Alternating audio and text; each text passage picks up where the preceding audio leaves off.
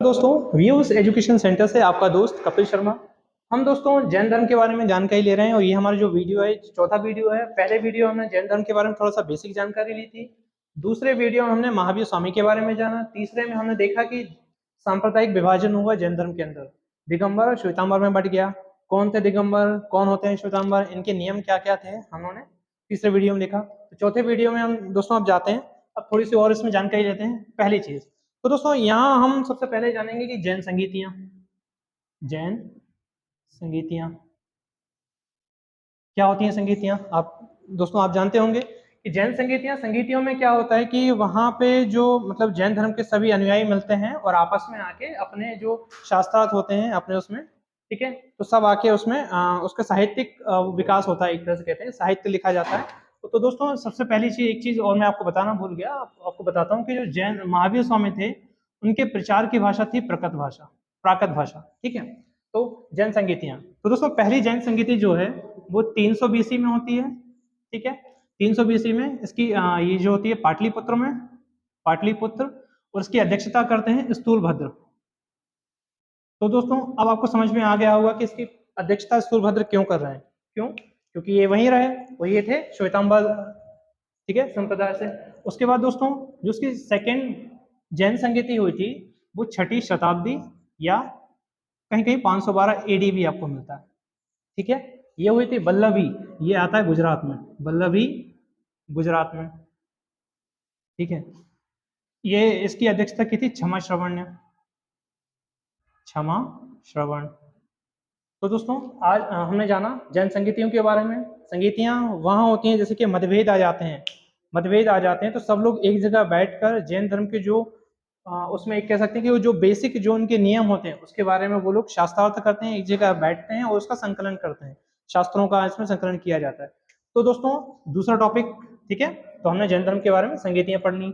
अब हम जानेंगे जैन धर्म की शिक्षाएं, ठीक है, कि जैन धर्म हमें क्या चीज सिखाता है, हमें जैन धर्म से क्या जानकारी मिलती है, इसने हमें क्या सीख दी हमारे जीवन में, इससे हम क्या चीज सीख ले सकते हैं। दोस्तों आज भी ये जैन धर्म की जो शिक्षाएं हैं हमारे लिए बहुत ज्यादा इंपॉर्टेंट है।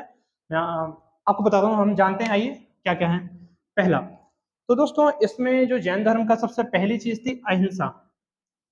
दोस्तों पूरे के पूरे जो जैन धर्म है सबका एकमात्र जो है, इनका जो मोटिव है, एकमात्र जो लक्ष्य है वो अहिंसा की तरफ है, ठीक है।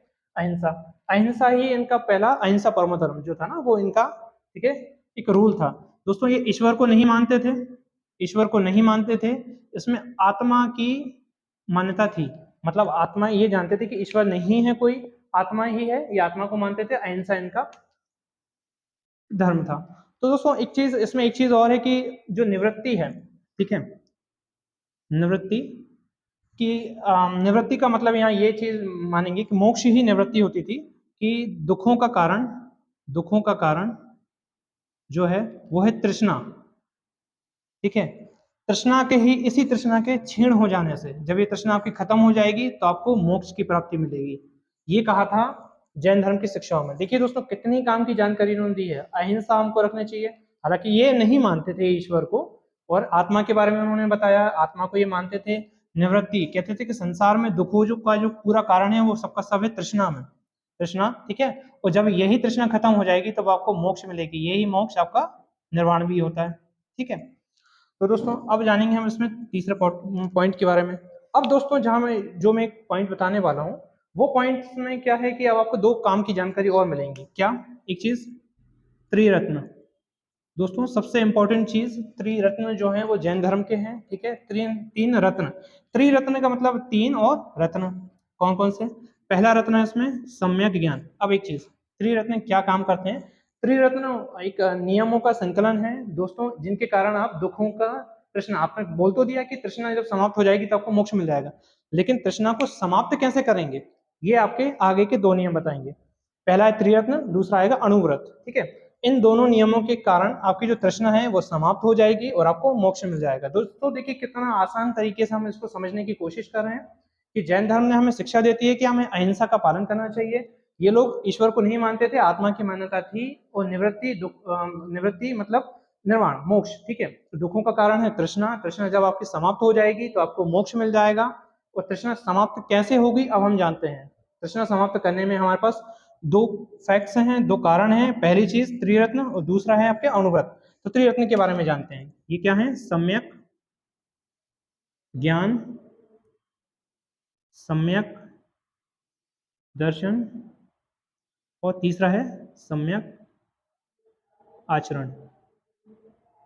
तो आप देख रहे हैं कि सम्यक ज्ञान, सम्यक दर्शन, सम्यक आचरण, त्रिरत्न। अब समझ में आ गया कि तीन रत्न थे, इसलिए इसको त्रिरत्न कहा जाता है। वो तीन रत्न कौन कौन से थे? इसमें ज्ञान है, दर्शन है, आचरण है। अब थोड़ी सी इसके बारे में जानकारी और लेते हैं। दोस्तों सम्यक ज्ञान का मतलब यहाँ ये होता है कि जीव और अजीव, सत्य असत्य, क्या जीव और अजीव, इनका पूरा ज्ञान होना। तो जीव और अजीव की पूरी जानकारी होना ही सम्यक ज्ञान है। सम्यक ज्ञान का मतलब होता है पूरा ज्ञान, या इसको हम कहें कि पूरा ज्ञान, इसको शॉर्ट में कहें हम पूरा ज्ञान। पूरा ज्ञान हो जाना, या जीव और अजीव या सजीव और निर्जीव, इन सभी की पूरी जानकारी मिल जाना हमें ये कहलाएगा आपका सम्यक ज्ञान। सम्यक दर्शन, दर्शन, ठीक है। तो सम्यक दर्शन में क्या चीज आती है कि सम्यक दर्शन में आपका कि आपको जो अपना जो ज्ञान है, ज्ञान के प्रति निष्ठा रखना। आपको जो भी ज्ञान है उसके प्रति आपके अंदर निष्ठा होनी चाहिए। या आपका हो गया सम्यक दर्शन। सम्यक आचरण, आचरण दोस्तों ये चीज है कि इसमें कि इंद्रियां इंद्रियों के वशीभूत ना होकर सामान्य जीवन जीना। तो दोस्तों आप यहाँ देखिए, थोड़ा सा अटेंशन यहाँ लगाइए। क्या कि त्रिरत्न के बारे में हमने जानकारी ली। सम्यक ज्ञान, दर्शन, आचरण। ज्ञान है जीव अजीव, पूरा ज्ञान होना, उसको ज्ञान कहते हैं। सही ज्ञान होना, वो ज्ञान के अंतर्गत आता है। दर्शन, दर्शन में दोस्तों ज्ञान के प्रति निष्ठा होना। आपके पास जो भी ज्ञान है आपको उसके प्रति निष्ठा होनी चाहिए। आपको आत्मविश्वास, आपको विश्वास होना चाहिए उसमें कि आपको जो पता है वो चीज कंप्लीट है, आपको पूरा ज्ञान होना चाहिए, ठीक है। सम्यक आचरण, सम्यक आचरण में यह है कि इंद्रियों के वशीभूत ना होकर आपका जो आचरण है वो सामान्य जीवन होना चाहिए। इन इसके कारण आपको इसमें मतलब तृष्णा आपकी शांत हो सकती है, और उससे आपको दुखों का जो कारण, जो तृष्णा थी वो इसके कारण आपकी शांत हो जाएगी। अब दोस्तों हम इसका तीसरा, एक चौथा कारण और हम जानते हैं यहाँ पे, वो क्या है? अणुव्रत। तो दोस्तों एक स्टार्टिंग हमने सेकेंड वाले वीडियो में हमने एक जाना था कि 23वें तीर्थंकर जो थे, 23वें वो थे पार्श्वनाथ जी, पार्श्वनाथ। और 24वें थे महावीर स्वामी, महावीर स्वामी, ठीक है। इसको अलग कर देते हैं। तो दोस्तों आप देख रहे हैं कि पार्श्वनाथ और महावीर स्वामी, मैंने पहले वीडियो में बताया था कि अणुव्रत, ठीक है। दोस्तों ये अणुव्रत भी हालांकि एक ये अणुव्रत इसको यहाँ कहते हैं, इसको भी दो पार्ट में बांटा गया अणुव्रत। एक तो अणुव्रत खुद और एक महा अणुव्रत, ठीक है। तो दोस्तों क्या कारण, अणुव्रत क्यों आए? अणुव्रत जो थे वो तृष्णा को शांत करेंगे आपकी, और आपको मोक्ष की तरफ आपको जाने में सहायता प्रदान करेंगे। तो पार्श्वनाथ जी जो थे, इन्होंने चार दिए, चार अणुव्रत दिए। कौन सा? अहिंसा, जो इसका मेन टॉपिक जो है, मेन जो कारण है वो अहिंसा, सत्य, अस्तेय, अस्तेय, और चौथा है अपरिग्रह, ठीक है। दोस्तों ये चार नियम, ये चार अणुव्रत ये दिए पार्श्वनाथ जी ने, जो 23वें तीर्थंकर थे। अहिंसा, अहिंसा तो आप जानते हैं, किसी से हिंसा ना करना, सदैव सत्य बोलना। अस्तेय का मतलब होता है, ठीक है, चोरी ना करना। और अपरिग्रह का मतलब होता है धन का संचय ना करना, ठीक है। तो अपरिग्रह, धन का संचय ना करना। अस्तेय का मतलब होता है चोरी ना करना, ठीक है दोस्तों। तो चार ये हो गए। जो पांचवा था वो था ब्रह्मचर्य, ये दिया था महावीर स्वामी जी ने। तो दोस्तों जैसा कि, चलिए इसको रब कर देते हैं, फिर इसके बारे में और अच्छे से आपको यहाँ एक्सप्लेन करते हैं। तो दोस्तों हम पढ़ रहे हैं जैन धर्म की शिक्षाएं। जैन धर्म को आज हम कंक्लूड कर देंगे। तो इसमें हमने पढ़ा कि जो अणुव्रत हैं, अणुव्रत 5 थे, ठीक है। और ये पार्श्वनाथ जी ने और महावीर स्वामी जी ने, इन दोनों ने मिलकर, पार्श्वनाथ जी जो थे उन्होंने 4 इसके नियम दिए, और 5वां जो था ब्रह्मचर्य का वो दिया था महावीर स्वामी जी ने। हालांकि अणुव्रत और महाअणुव्रत ये दोनों अलग नहीं है, सेम है, लेकिन क्या है कि अणुव्रत में थोड़ी सी इनको एक लचीलापन है नियमों में, वो जो महानु व्रत है उसमें कठोरता है कि मतलब आपको ये पालन इसका करना ही है, किसी भी हालत में आप धन संचय कर ही नहीं सकते। ठीक है, तो महावीर स्वामी ने एक इसमें नया धर्म नया नियम जोड़ा, जिसको आप कहते हैं ब्रह्मचर्य। तो दोस्तों आप देख रहे हैं कि हमने जैन धर्म की शिक्षाएं, ठीक है, इसका पॉइंट्स में हम देखें, जैन धर्म की शिक्षाएं। ठीक, शिक्षाओं में हमने देखा, हमने कुछ कारण देखे, इसमें त्रिरत्न जाने, त्रिरत्न और अणुव्रत। आइए दोस्तों अब एक टॉपिक और इसका कि जैन धर्म के पतन के कारण, जैन धर्म के पतन के कारण, इतनी सब अच्छाइयां होने के बाद भी क्यों ये धर्म इतना ज्यादा विकसित नहीं हो पाया। हालांकि है अभी भी बहुत ज्यादा विकसित है, लेकिन उस समय जो बाकी और धर्म थे उन धर्मों की इसमें विकास के और इसके पतन के कारण। ठीक है, पहला कारण दोस्तों यहाँ हम इसमें जानेंगे कि इसको राज्य धर्म नहीं बनाया गया, राज्य धर्म नहीं बना। हालांकि बिंबिसार, अजातशत्रु इन्होंने माना, चंद्रगुप्त मौर्य ने भी माना, लेकिन आप देखेंगे कि अशोक का जो धर्म था वो था बौद्ध धर्म। ठीक है, अब राजा बदलाया, यदि राजा ने नियम चेंज किए, राजा ने अपना धर्म चेंज किया, तो प्रजा ने भी उसके साथ साथ धर्म अपनाना शुरू कर दिया, तो राज्य धर्म ना बनना, ये इसका पहला कारण है। दूसरा कारण दोस्तों यहाँ प्रचार।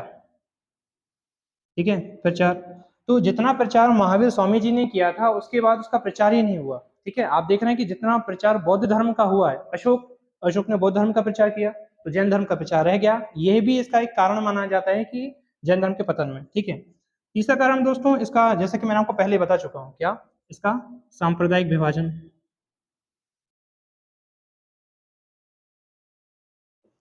कि दिगंबर और श्वेतांबर। ठीक है, जैन धर्म का विभाजन हो गया दिगंबर और श्वेतांबर में, ये भी इसका एक कारण था। लोगों की एकता में कमी आई, तो फिर इसका जैन धर्म का पतन होने लगा। चौथा एक कारण और हम दोस्तों इसके बारे में जानते हैं कि पहला कारण हमने देखा कि राज्य धर्म ये नहीं बन पाया, इसलिए प्रचार प्रसार, सांप्रदायिक विभाजन। एक कारण और है दोस्तों इसमें सांप्रदायिक, जो उसके साहित्य की भाषा, साहित्य की भाषा। दोस्तों क्या हुआ कि जो प्रचार होता था जैन धर्म का, उसकी भाषा थी प्राकृत। प्राकृत भाषा ये वही थी जो सामान्य की भाषा, जन सामान्य की भाषा का मतलब ये है कि सामान्य बोलचाल की भाषा। तो महावीर स्वामी जी ने सबसे अच्छा इसका एक तरीका निकाला कि हम प्राकृत भाषा में जो लोग भाषा का उपयोग करते हैं, हम उसी भाषा में इसका प्रचार करते हैं। किसका? जैन धर्म के विचारों का, उनकी शिक्षाओं का। लेकिन जो इसमें साहित्य लिखा गया दोस्तों, ज्यादातर साहित्य इसमें संस्कृत में लिखा गया। ये भी इसका कारण था कि किताबें, जो साहित्य में आप देख सकते हैं कल्पसूत्र है, ये आपकी लिखी थी भद्रबाहु ने। ठीक है, और एक परिशिष्ट पर्वन।